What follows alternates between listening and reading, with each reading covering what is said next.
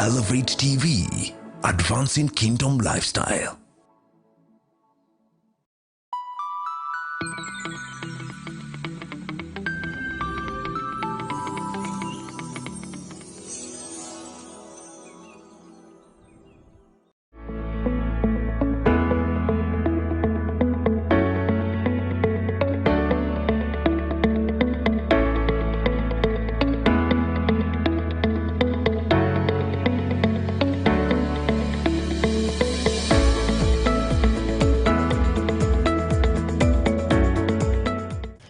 ...2020 has been such an eventful year, and I believe that for you also, it has been an eventful year. This is Marriage and Bliss with Kanjagwa at Elevate TV, advancing kingdom lifestyle.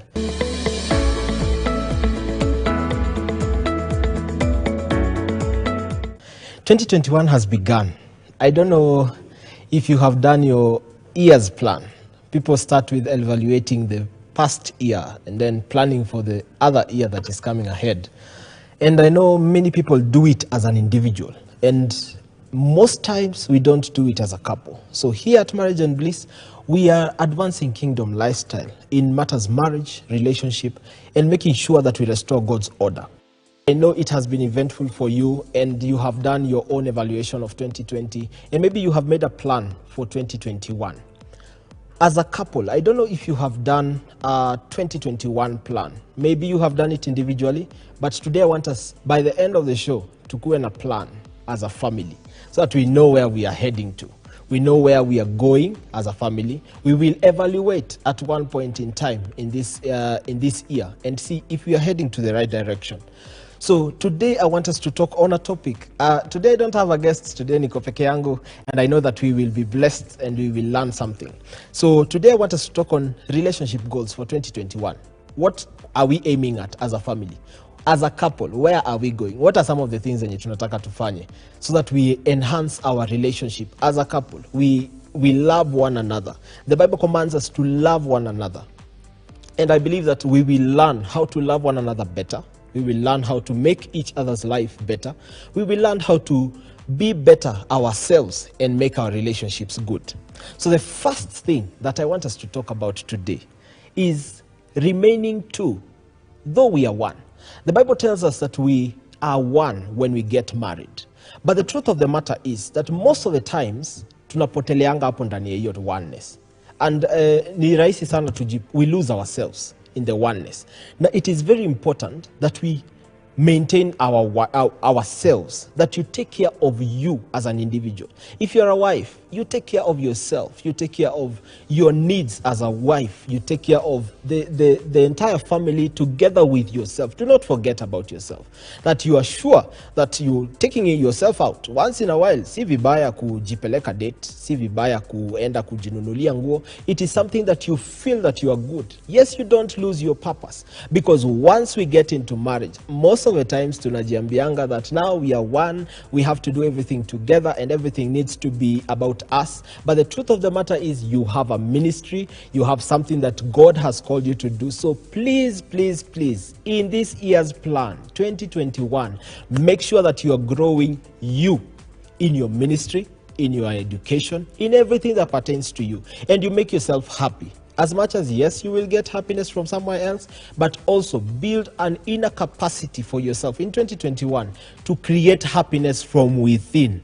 So I hope that one is one of your plans, that you have a plan to build yourself up as an individual, that you will not lose yourself in the oneness. We will remain two as though we are still one. So number two, we know that 2020 imekuja na its own fair share. Some of us lost our jobs. Some of us lost our businesses. Hapo ndio ile test ya for better for worse came. And I know it has not been very easy. For you, for everyone out there, it has not been very easy. And I know that we are building capacity. We are still rebuilding the walls as we are going forward. And I know that by the end of 2021, you will analyze and see that I have come from far. So this year, 2021, I want you to make it intentional. Make it very intentional. That in the good times where the marriage is very happy, saa zingine umefurahi kabisa, in that good time, that you make sure make sure it is a plan that you have written down in 2021, that in the good times you still take care of everyone else, and also in the bad times. Sometimes sickness inakujanga na inakuja ikiwa it is not very interesting. Sometimes you lose your job and you lose your finances and it is not very interesting. Sometimes you even lose some of the most important things in your life, but you need to keep going. Keep going, because God is holding our hands. In 2021, I know that we will make it very intentional, that for better, for worse, that vow, that we will keep it to the end. I know it will not be very easy, but for you, the grace is there, sufficient, kabisa, and I know you will make it. We are learning. Life is a learning process. It is always about learning and learning. You are either learning a new skill, you're either learning your partner, you're either learning something new from the Bible, you're either learning from life experiences. It is about learning. Everything, kila kitu, every time unakuwa unakisoma. Now, when it comes to marriage, sometimes tunasahau wengi kusoma. And it is something that we need to be very intentional. 2021, learn something new. Make a commitment for yourself and your spouse. Make it together.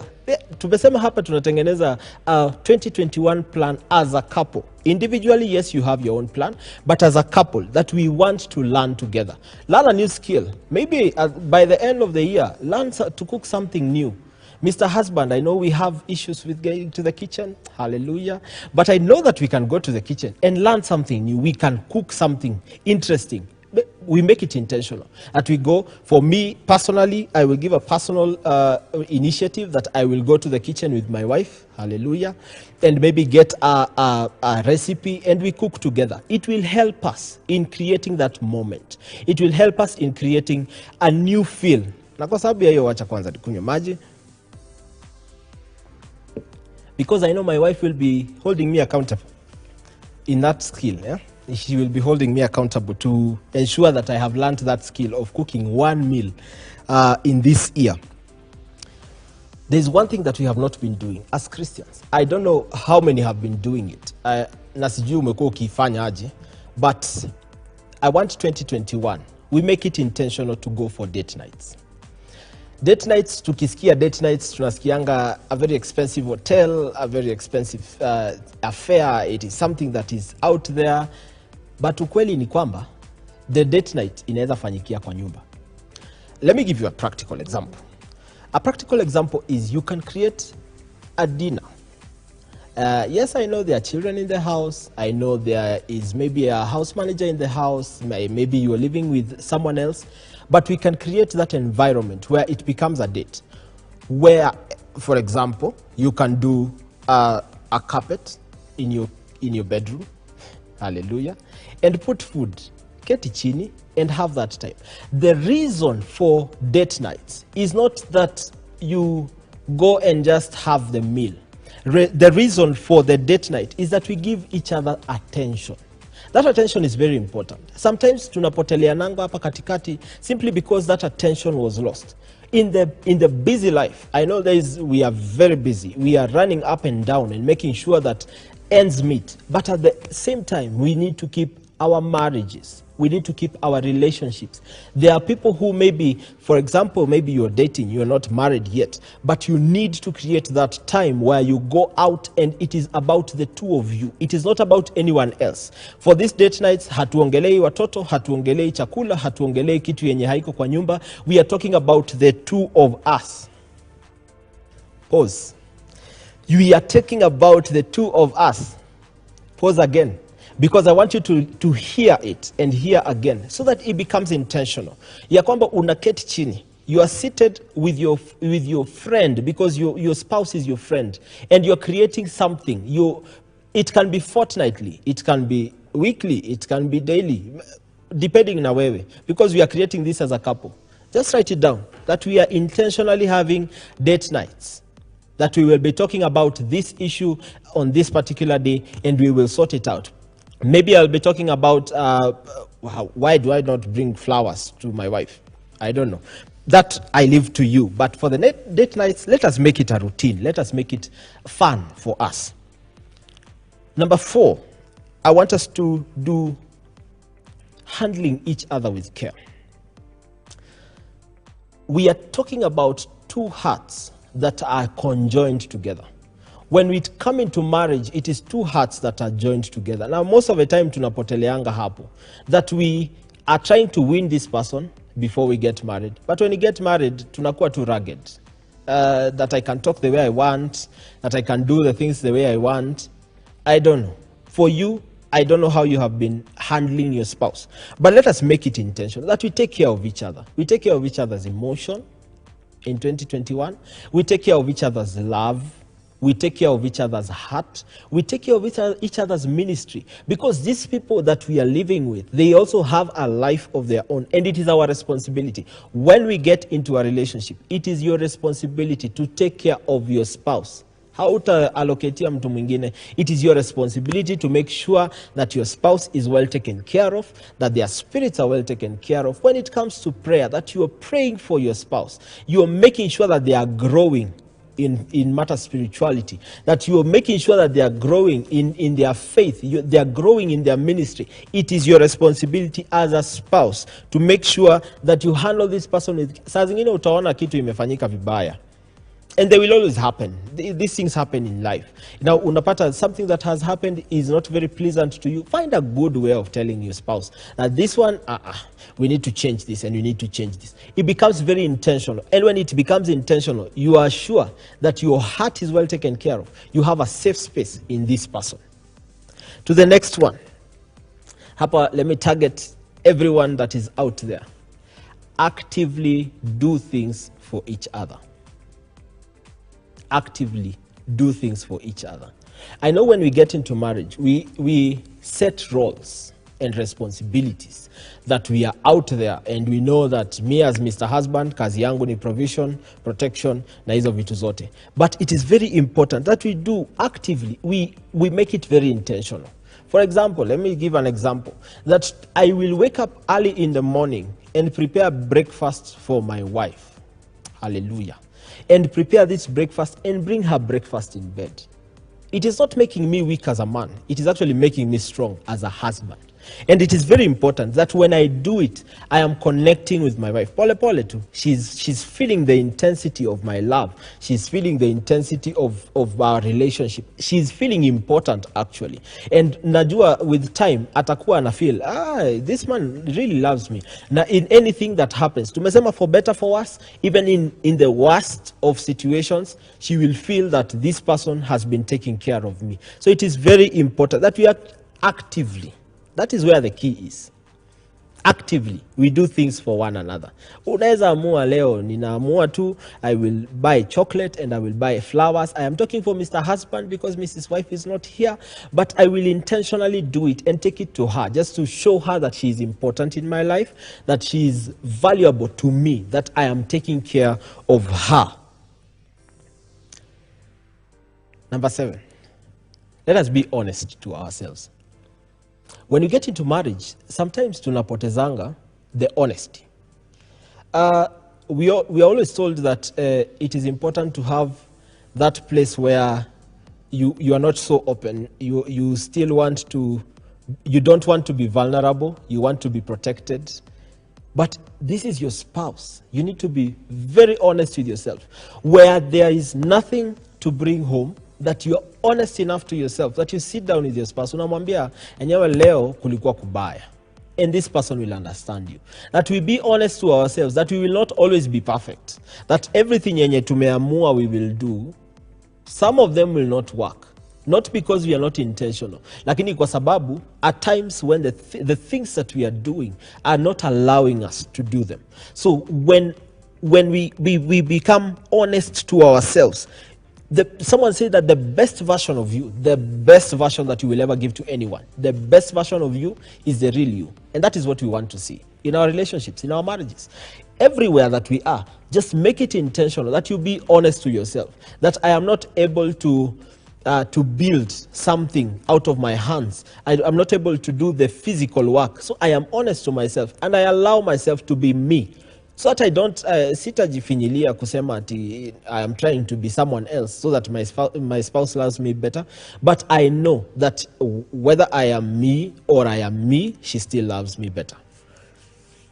Romance. Romance is something that has been blown out of proportion, and sometimes inafanywa inakuwa something that is obscene. But the truth of the matter is, romance never goes out of fashion. It never goes out of fashion. And in romance, I mean making this person feel loved, making this person feel important, making this person feel valuable, that the things that you are doing are making this person feel very important to you, that they are feeling that they are number one in your life. And that is very important. When it comes to marriage, it is either they are important or they are important. Hakuna two ways. So when we are coming to our relationships, that we make sure that we are intentional in matters romance, that we take this person out for a date. Once in a while, dressed up, you go for a date, you sit down, and they feel that they are part of you. We normally romance when we are dating, and we do all these things. We tunajaribu kuzimake intentional, tunajaribu kuenda date nights, but when you get into marriage, tunasahau. For you as a couple, let us make it intentional. That tunahakikisha that we will sit down together. We will make sure that we do what we are expected to do, and we love on one another. It is a command from God that in our marriages, we love one another. We make sure that everyone in the family feels important. And most importantly, the family is important to you. And they will feel very important to you. Trust is earned. Someone said. Trust is not just given, it is earned. This is something that is happening out there. I don't know if when your spouse leaves your phone on the table, unasikianga ikikuita hivi, nakwambia aki nichukue tu.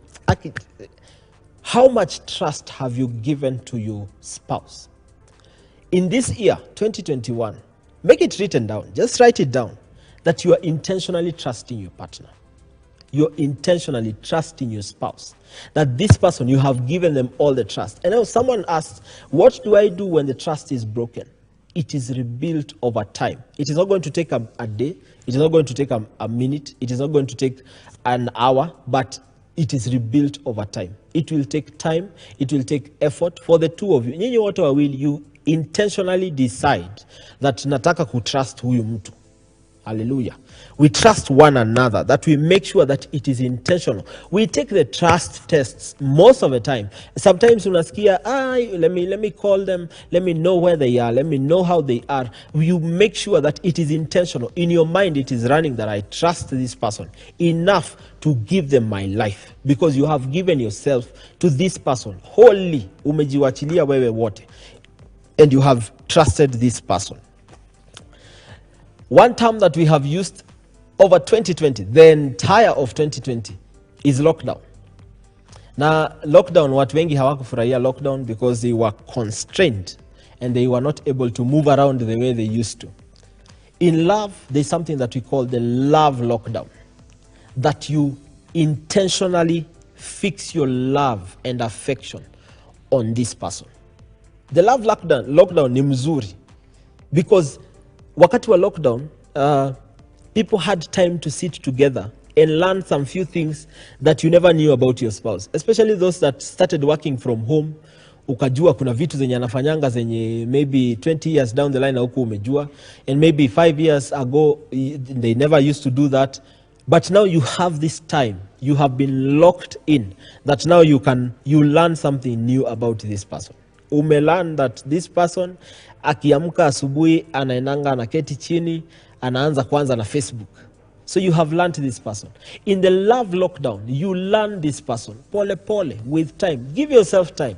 By the end of 2020, you do an analysis. Or maybe in the middle of 2020, do an analysis. What have you learned about this person in the love lockdown? That you have locked yourself in, that you have put yourself together, and all the love and affection. Saa zingine tunapeanga love and affection to our jobs and some things out there, and sometimes to our businesses, but we want to give our love and affection and attention to our spouses, that we make sure that they know that this person really loves me.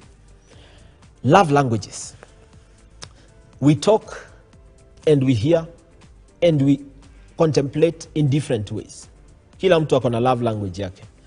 There are some that when you give gifts, they feel they are loved to the end. There are some when you do something in the house, that is the way they interpret love. There are some who, when you tell them, they hear. That is their love language. There are 5 different love languages that we will not discuss today. But I know we will have time and have maybe a guest to discuss the love languages at one point. But today I want us to be intentional. I know you have been married for 1 year, married for 2 years, married for 5 years, married for 20 years. You have learned the love language of this person. Unajua, when I do this, they will feel loved. When I do this, they will feel appreciated. Talk that language to them. Make it intentional that you're speaking this language to their hearts. That if you know that my wife, nikimpelekea maua na nimpelekee chocolate, she will feel very appreciated. Then do that intentionally. Once in a while, make it intentional. If their love language is me waking up and sweeping the entire house, that I do it intentionally. Naamka asubuhi and I do that with a loving heart and a very appreciative heart. That I do it intentionally. Ninafagia hiyo nyumba, hata ninaweza nikaimba the way she sings akifanya hiyo kazi. That I make it intentional and she will feel loved. She will feel appreciated. Na hiyo love language, that everyone has their own love language. Find your own. Find your spouse's love language. And intentionally in 2021, as a plan, just make sure that every month or every quarter or every day or every week that you make it intentional, that you do this and they know that you have done it. Before we go for a break, one thing that I want us to talk about for the next few minutes is we create our own world. As a couple, create your own world where you two know what you're talking about. There are things that personally I talk with my wife, and tukiongea hapo, even if there is everyone else, nobody else will understand what we are saying. Kwa sababu that is we have created our world. We have our world where we have our own language, the way we communicate things. We have our own sitting style. She knows that nikiweka mgoju, there is something I'm communicating. You create your own world where you live in your own world. Una make sure that this world, that it is so protected, you are so happy in it. You're making sure that it is very intentional. That nikienda nyumbani, when I get home, I know that this world that I have created with my wife, I am super excited to go home. One of my greatest mentors told me that the best moment that they have in a day, the best moment they have is when they are heading home.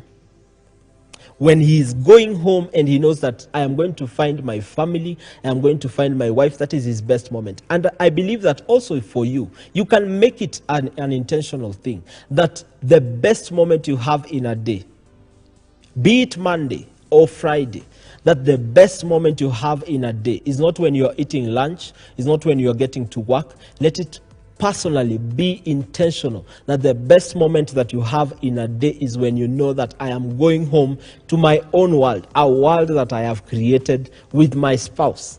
And I believe that it will be an interesting time to be just at home in this world. This world, you can do anything. You are allowed to be anyone. You are allowed to be Superman in that world. You are allowed to be whoever you want to be, because that world is dictated by you and your spouse. Adventure. Let me pose this as a question. I don't know, in 2020 or in the previous years, when was the last time you made an adventure together with your spouse? Just the two of you. Selah. So make it intentional that I want to have adventure with my spouse. Adventure does not just mean that I pay an expensive hotel and we go out there and we go to Masai Mara or we go to Mombasa. Let me ask you, you're living maybe in the city. When was the last time you took your spouse and went to Nairobi National Park just to see the wildlife? Or maybe you took your wife and went to Karura Forest just to see the nature. Adventure is very important with your spouse. Maybe even a road trip. I'm giving suggestions. So Mr. Husband, Mrs. Wife, just make it intentional. That you make sure that it is intentional, that you're going for an adventure with your spouse. That's just the two of you. No agenda. You're just going to have fun together and connect with your spouse. Spoil each other with surprises. Surprises are good. Let me give an example. Last week was my birthday, and haikuwa in my mind. It was nowhere in my mind. So my wife did not show anything that was happening. But after everything, after service, and we went somewhere, and they told me that we want to see a couple that needs us to sit down together. And when we went to the hotel nikaketi chini, they made sure that I was facing the other direction.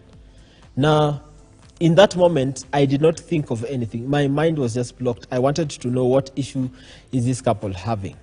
And when we were talking, people came from nowhere and they sang happy birthday. For me, it was a shocking moment. I was surprised. I did not know how to react. But I felt love. I felt someone has thought of me enough to do this. Someone has made it intentional to bring together people to make sure that I am happy. And it is not something that happens much. So surprise one another. Amua tu siku moja. Tamchukua, umpeleke mahali. So a surprise does not need to have 1 million people. It does not need to cost 1 million shillings. A surprise is as simple as buying a sweet. My wife always tells me that anytime you come home and you bring me something as little as a sweet, I am always feeling that affection. So those surprises are important. Remember the dates. Us men, saa zingine tunasahau dates. It is us, but make it intentional. Hata afadhali weke reminder kwa simu, that it will remind you that this is our anniversary, this is her birthday, this is something. So it is something that we will learn over time. I know it will come with time, and tutalan vitu zingine na, but let us spoil one another with surprises. Let us spoil each other with different surprises. It is not entailed. It is not given as a formality. It is not written down. It is not scripted. It is for you to surprise. If your ability is to surprise your wife with a car, hallelujah, please just do it, because it will create a bond. If your ability is to surprise her with a birthday gift, then do it, because you don't know how far it will take you. It will take you somewhere very far, and I know that you will be blessed. So make sure that you engage with us. Engage with us with all our social media platforms. Elevate TV, at Elevate TV Kenya, everywhere. Facebook, YouTube, everywhere. Instagram, we are there. Engage with us. Talk to us. Just tell us, have you created the plan for 2021? Or are you being helped as we are creating? Are you seated with your spouse as you are creating? Some of them, ukiona hii haifanyi, just leave it. Ukiona ingine haifanyi, just leave it. But make sure that you make it intentional to build one another, to build this 2021 relationship goals plan together, not as an individual, but as a couple.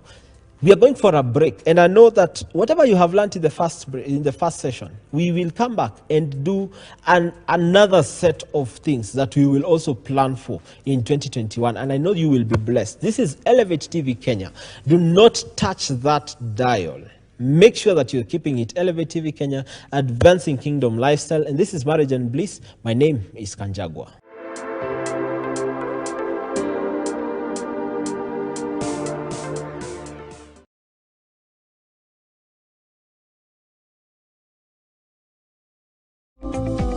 Gospel Light College, we offer a bachelor's degree in biblical studies and community development. We also offer certificate and diploma courses. January 2021 intake is ongoing. Book your slot today by calling 0713 66 3117. 0713 66 3117. Gospel Light College, equipping you intellectually, socially, and spiritually.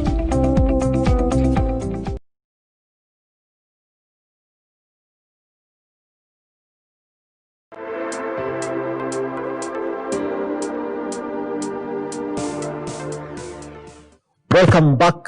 We are back to your screens this wonderful evening. And I know we have learned a lot of things in our first half. If you missed our first half, oh, pole sana. But I know you will find, maybe I repeat another time. But for this session, we have learned a lot. We have learned on making sure that we have a plan for 2021. If you're just joining us, kindly make sure that you engage with us on all our social media platforms at Elevate TV Kenya, on all our social media platforms and at Marriage and Bliss. We are excited to be here. So now I want us to go to the next section of this. Before we went for a break, we really talked much on the plans that we need to have as a couple. And I hope that you have been writing them down. So I know that by the end of this show, you will have a plan for 2021, and it will be an amazing, amazing year that you will enjoy. So we left it at spoiling and surprising your spouse. Now I want us to go to the next one, which is communication. Communication is key. It is actually the backbone of any relationship, any kind of relationship. So when it comes to a spouse and marriage and relationships, then communication is the backbone of it. So most of the time tunaskizanga, we listen to the things that are being said, but oftentimes we forget kusikiza the emotion. Hapo nyuma, there's an emotion that is always attached to anything that your spouse says. Now, every time that you are speaking to your spouse in this year, 2021, make it intentional that you are listening to not just the words that they are saying, but also to the emotion. Hiyo emotion inakuanga ya maana sana, because sometimes utapata mtu anasema buy me flowers. Then what is behind the buy me flowers is not just the flowers. There's an emotion that they want to attach to the flowers. So don't just listen to the words. In this year, 2021, don't just listen to the words. Make it intentional that you will listen to the emotion. You will hear frustration, you will hear joy, you will hear fun. And that is what you're supposed to be acting upon. Ndio usiende nje. You don't just play, you don't just throw your blows anywhere. So let us listen to the emotion in this year, regardless of however long you've either dated or maybe you're married. However long you have been married, it is very important that you listen to the emotion. The future is always very bright for everyone, and most of the times we forget to focus on the future and we lose it at one point. So for this year, let us focus on the future. That is another very important point, that we focus on the future. Actually, someone said that the long-term goals of any relationship provide security. So it is very important for you to provide security, not just to yourself, but also to everyone else around you. Your spouse needs to feel the security because they know that you have a plan. Someone once said, if you don't plan, if you fail to plan, you plan to fail. So if you want to succeed in 2021, make sure that you have a future. You know where you are going. Unaelekea wapi? Where are you taking your family? Where are you taking your spouse? What are some of the things that you want to do in 2021 that you seem they seem like a dream, but they're actually possible? Some of them are actually not physically possible according to your status as at now, but the moment you put them in plan, you put them in as part of your plan, then you're able to plan for it towards getting and achieving it. So utapata, maybe you unasema the family wants to go to coast maybe between now and December, and you're feeling it is a mountain that you don't know how to hack it. But if you're able to plan it, you plan per month, this is how much I'm going to put aside for the future. Maybe I want to build a home, several homes. Maybe I want to build a home here in the city and maybe outside the city. So you're able to plan the future, and it gives a security not just to yourself, not just to your spouse, but also to the entire family. And once you forecast it, once you're able to see where you're going, then you're able to direct your footsteps there. If you don't know where you're going, it is like two blind men leading one another in that family. And it is very important for us to have a vision, have where we are going. In the same breath of planning, I think it is also very important for us to be very key in financial forecasting. saa zingine hatufanyangi financial forecasting, and I know that is one part that most people are struggling with. It is very important for us to plan our finances together. Yes, I know that you have planned your finances as an individual, and it is very important. If you have not done that as at yet, please make sure that you do it as at now with the resources that you have and the ones that you aim to have. But also as a couple, it is important. Mnakaa chini pamoja, mnasema this is the much that you are getting. By the end of the year, this is the much that you want to have saved, and this is the much that you want to have acquired. So it is very important for you to sit down as a couple. Now, here we are not talking about individuals, because you have your own individual plans.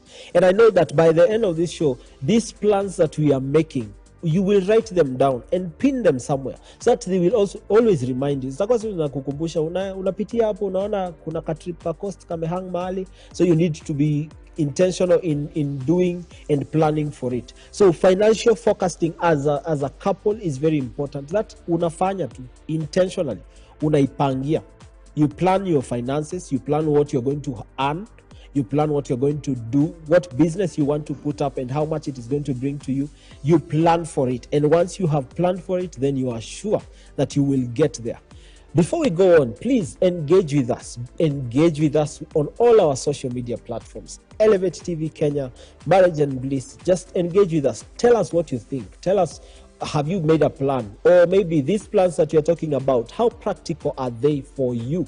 And are they workable for you, or do you need to adjust here and there? So we are ready and listening to you, and we are waiting for a call. There is a number on your screen, and make sure that you engage with us. Call that number. If you have an issue you want someone to talk to, kindly just call that number. You will get help and also get to communicate with us on all our social media platforms. So most of the times tunasemanga that physical attraction inakujanga tu wakati wa dating, and once you're done, ukiingia kwa nyumba unavaa t-shirt ya sengenge ni ng'ombe, and life continues. But there's always a very important aspect of you that needs to be kept very healthy: physical and emotional attachment. That you need to be very intentional in being physically attracted to your spouse and emotionally attracted to your spouse. Most of the times we lose them along the way because we are not physically attracted. Alikuja akivaa vizuri, then all of a sudden, kila kitu imeharibika. We want to keep attached. Men, let me talk to our men. It is very important for us to keep fit.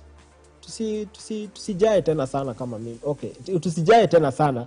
It is very important for us to keep fit and keep dressing well, keep physically fit, so that you are attracted, your wife is attracted to you. And also ladies, the way you put on, please, kindly, just keep your husband enticed, keep your husband attracted to you physically and emotionally, and it will keep your relationship going. I am sure that you will enjoy the marriage and the relationship as far as physical and emotional attachment is concerned. Someone once said that conflict is one thing that you cannot run away from, and the easiest way to solve a conflict is to face head on. So it is very important for us in 2021. I know that we will have conflict, because any relationship that does not have conflict, tunachezeana. There's a lie somewhere. Kuna mtu mwenye anachezea mwingine. But it is very important for us to learn what are some of the things that bring conflict into our relationships. Maybe you are not married, you're dating. What are some of the things that are bringing a conflict in that relationship? Ni nini inafanya kila wakati you are trying to talk on an issue, but you don't come to terms? Hamuelewani. Once you know that this is where the problem is, then you can be able to sit down as a couple. Remember, we are talking about couple issues. You sit down as a couple and find a way to sort them out. You keep it healthy. Fair fights are very important. That you are fighting fair. You're not hitting below the belt per se. You're not going beyond. You are reasonable. That when we sit down and we are trying to solve an issue, then we are able to talk about it, get to know what is the issue, how do we solve it, is it solvable? If then we are not able to solve it together, then who is the next person we can take to? Someone once said that a problem that is caused by two people can only be solved by the two people. The third person comes in when now it becomes haywire. But I know that with the grace and the power that we have been given as individuals that are mature in a marriage, then we are able to sit down, calm down, get a solution for our problems, because our problems are created by us and they can only be solved by us. So the other thing that is very, very key, that does not happen most of the times in many marriages. Someone said that if you want to know a couple on a traffic jam, is when the two are not talking to one another, or the lady is in earphones, ameangalia kando, and the man is driving in a focus iko mbele. That one is a married couple. But we want to change that narrative, that we can have married couples who sit together in a car on traffic and they are enjoying. One of the most important things that we need to prioritize in 2021 is to laugh out loud as a couple. Sit down and just remember the things that you have been through. I can assure you that for some of us, if we were to sit down and remember the things that we have been through in life, you will just laugh. Sometimes we sit down, for my family, we sit down and just remember the things we have done, the jobs we have done in this life, the things that we have done, and sometimes inakufungua akili, and you just laugh. And it is very important to laugh. It is one of the things that connects your hearts. If you laugh together, the people that laugh together love together. So it is very important for us to make sure that we are laughing. Saa zingine, laugh out of nothing. We said that we create our own world in the first section. We said we create our own world, and now from that world you are able to just laugh out of nothing. Yani unakumbuka tu kitu, somewhere you were, something you did, something someone else did, and you just laugh. You decide, you make it intentional that you're going to laugh with one another, that you laugh with your friend, you laugh with this spouse that is your friend. The next point just focuses on the same, that as much as, yes, you're laughing with this person, make this person your best friend. Become best friends. And I don't know for you how it is, lakini best friends tell anything, are vulnerable with one another. You know that akiongea aseme he word, there is something that they mean. And that is where we need to get as a couple. Sometimes we were friends maybe when we were dating, lakini wakati tuliingia kwa marriage, things changed. We defined our roles. Kasema wewe ni Mr. Husband, wewe ni Mrs. Wife, and there is no friendship that is in between there. Ama mwingine akasema, if I put so much friendship into the relationship, then tutakosana. But the truth of the matter is that you need to be best of friends, that this person knows. There's got something called telepathy, and most of the times unapata that when you are best friends with someone, you can feel their emotion. You can actually pick your phone and call this person, and they tell you, I was actually about to call you. That is the level of friendship that you need to get to when it comes to marriage and relationship, that you have that telepathy. You can feel each other's emotion, that you can be able to feel when something good is happening to them. Si wakati tu kila kitu inaenda vibaya ndo tunafeel. We feel when something good is happening to them, you feel that joy. You feel the leap of joy in your heart. Even when Martha and Mary met, the children in their wombs leaped, literally. So that is what we are supposed to feel. That the babies, the ideas that we carry, the joy that we carry in our relationships and our marriages, that when you meet with your spouse, there is that leap. You feel it, that there is something that has connected the two of you. Something that we have not been doing much. I know that I have highlighted so many things that we have not been doing much, and it is because I want us to change. In 2021, when we sit down at the end of 2021, 31st December 2021, I believe that if God graces us, we will have a dinner, and we will sit down and just remember, 2021, we began at this level, and now we are at this level. If you're out there and you need help with your relationship, with your marriage, kindly just contact us on our social media platforms and in the numbers on your screen. Just reach out to us and we will communicate. We will continue with this conversation. Then the other thing that is very key is prioritizing your relationship. Most of the times, tunajipatanga there are so many other priorities. And yes, they are actually priorities. Priority number 1, provision. Yani tunataka tufanye kazi, unatoka kwa nyumba 5, unarudi kwa nyumba 10, and it is important. Yes, you are working for the family. Number 2, priority number 2 are the children, and most of the people are there. Wamekosa kushughulikia your spouse. Now you're focusing on the children. All your attention, all your affection is on the children. Please, kindly, this spouse of yours is important to you. And without this spouse, hawa watoto hawangekuwa. And remember, when they all grow up, the children will go away and you will be left just the two of you.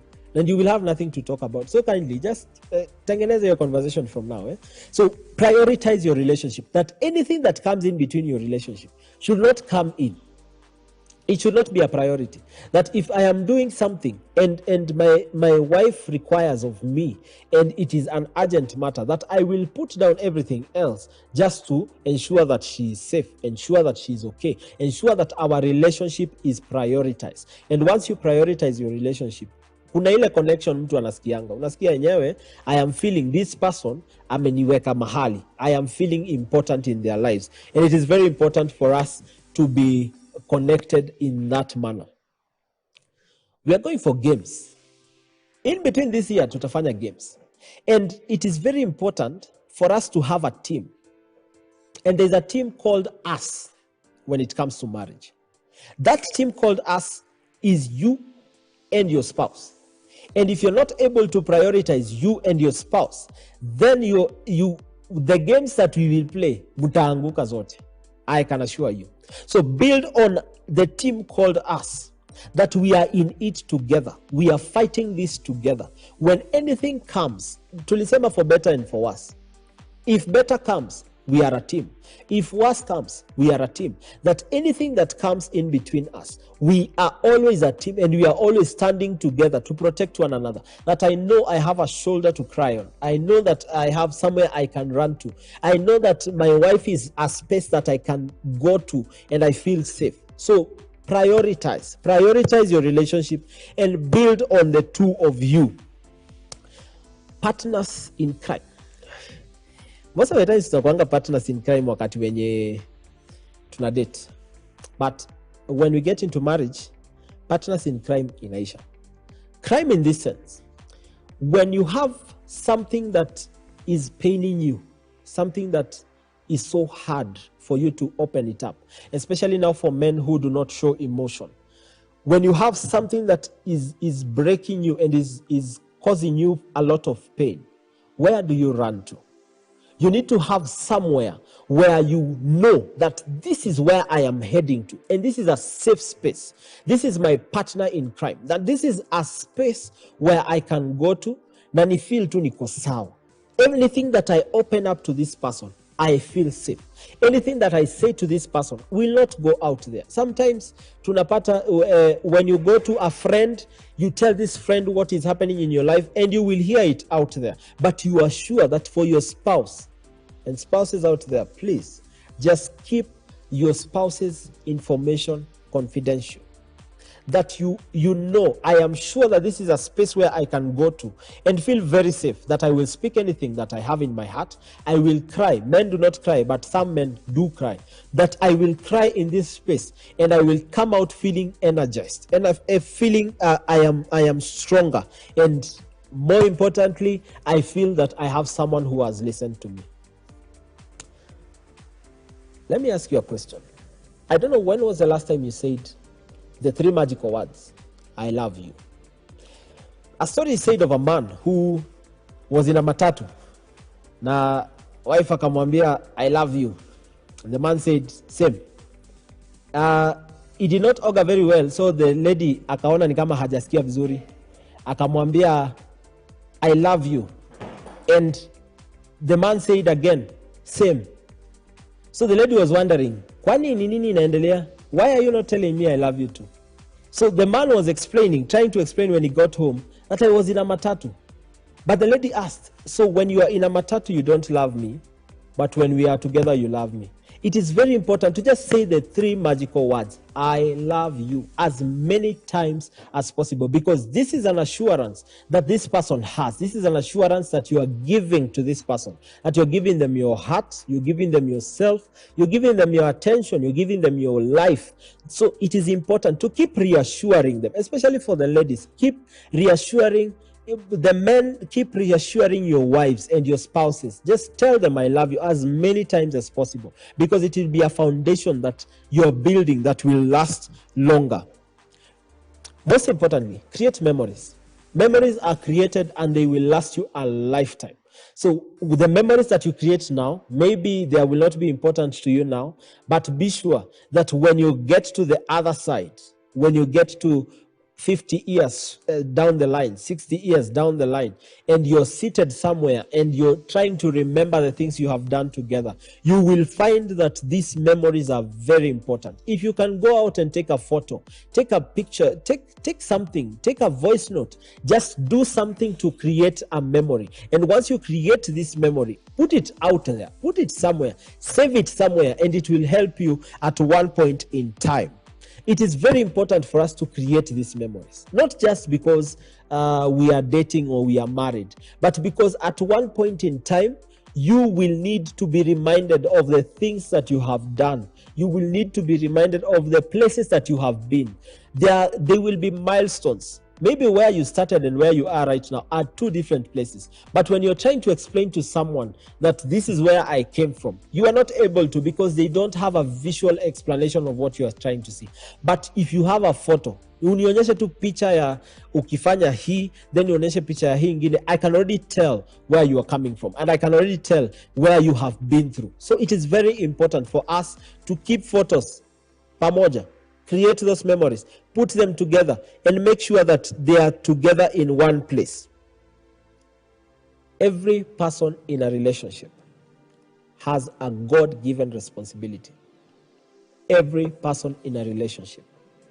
This one cuts across, not just marriage, not just dating relationship, but also in friendship. Be very purposeful, that you step up in your position wherever God will take you. That in your marriage, the responsibility and the role that God has given you as Mr. Husband, the thing that God has caused you to get into that marriage for, find it and make sure that in this year you have made a milestone towards attaining it. Number 2, for the friends that you will have, because I know that you will have couple friends, you will have single friends, you will have individual friends.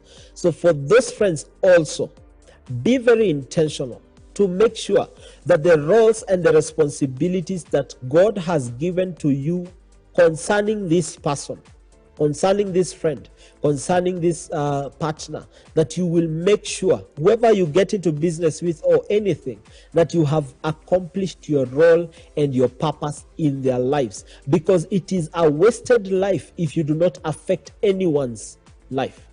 Your life will be wasted if all you did in this life, you came, got married, got children, and died. You will have wasted your life. But if your purpose in life will be accomplished, that for a man you have taken responsibility, you have taken leadership as a responsibility in your family, that you are going towards it and you're making sure that it is being attained in your family, it is very important that you keep it at that and make sure that at the end of it all, you analyze and you find where you are, where you did not attain, and why you did not attain. As we come to an end, there's something that we need to do. As much as, yes, we have done all this, we have written down all the purpose, all the things that we want to accomplish in 2021. And it is very important that you just write them down. Write them down well. Add whatever you want to add into your 2021 plan. Once you have done that, stick it somewhere. Make it intentional that you will be seeing it. Hata uweke kwa kioo, so that you will be seeing it every morning, every evening, and it will stick in your head. This is what I want to do. So now, once you have done that, analysis is very important. That are we heading to where we are supposed to be heading?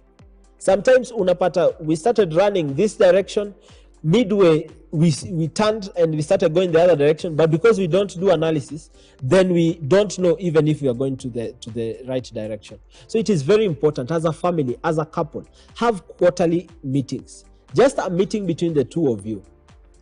Maybe March, take her out, sit down, analyze. Tulisema tunaenda Mombasa December. How far are we towards the same? Tulisema tunanunua gari this year. How far are we towards the same? For those that are dating, tulisema tunaoana this year. How far are we towards the same? Because you will find that maybe itafika November and you had planned for it to happen in December, and there's nothing that you have done. So there's nowhere you are going. So it is very important to do an analysis. Every quarter, just sit down, do an analysis, know where you are heading to. And it is also important that we also loop in our children. That if our children are in school, just sit them down. We want to get an A in 2021. So this is where we started. This is where we are. Are we heading the same direction? So that we are able to find out, this is not working, this is working, this is the direction you are going to take. Make sure that once you are combining these efforts, that the two of you are putting together, that nothing will stop you, that everything that you want to do, you will achieve. And you will be achieving them slowly by slowly. Break them down into chewable pieces. Don't boggle yourself with all the chunk at the same time. Just cut it down into small manageable pieces and make sure that you are analyzing, are these small manageable pieces being taken in, and are they actually doing what they are supposed to be doing? So we are so excited for 2021. 2021, I can tell you for a fact, it will be a wonderful time. It will be an amazing year that we will have fun. We are planning activities for you. We are planning seminars for you, and we are sure that we will build marriages, restore God's order in marriages as we advance kingdom lifestyle. For this is the call that we have been given at such a time as this. And just as we have said, our role and our responsibility is to make sure that we are seeing marriages work, we are seeing relationships work, we are seeing people come back on their feet. Those that the devil thought that he had finished, he should think again, because I know your marriage, your relationship will never be the same again. If you're out there and you have a story, you want us to come and discuss a topic, you want just to come and share your story, just get talking to us on all our social media platforms, and the numbers on your screen. Just text in, just say, Marriage and Bliss, this is what I want, this is a question I have, and we will respond to it. We will have a plenary session at one point, so we will discuss all your issues, and we will make sure that all your issues are heard and discussed, and to the latter we have